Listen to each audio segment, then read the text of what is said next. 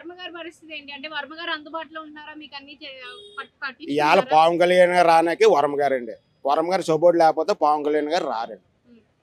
అదండి ఉన్నమాట చెప్తున్నాం. వరమ గారికి ఏదో పదవి ఇవ్వకపోతే మాత్రం ఇక్కడ పవన్ కళ్యాణ్ మాత్రం ఉండేవారు. ఏంటంటే ఫస్ట్ నుంచి కూడా ఆయన అంటే రాజండి. రాజు అంటే రాజే. జనాలందరికీ కూడా అండి వరమ గారు ఉండాలి.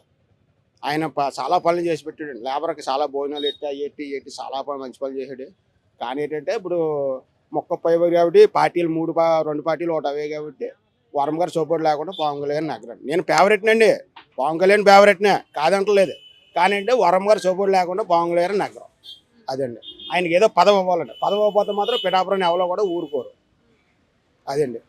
ఇప్పుడు పవన్ కళ్యాణ్ గారు పాలన బాగుందని అంటున్నారు కదా! ఇక్కడ గత 2 రోజులుగా మనం చూస్తుంటే వికలాంగులకు పింఛన్లు రద్దు చేశారు అని చెప్పేసి అంటున్నారు. దాని గురించి మీరేమంటారు? అవి రకరకాల మాటలు వస్తాయండి. అవన్నీ నమ్మకూడదండి. అవుతాయండి పనులు.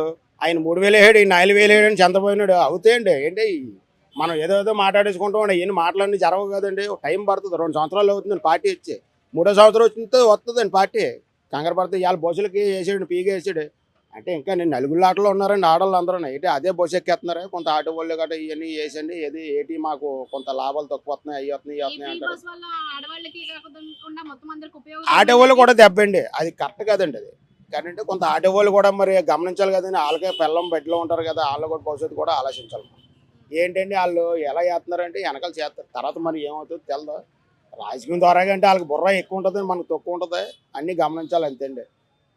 అన్నీ సరిపెట్టిపోతే ఏముండదండి. కొంచెం టైం పడుతుందండి. ప్రస్తుతానికి ఇప్పుడు గొడవల కింద ఉన్నాయండి. తర్వాత ఏదో అవుతుంది.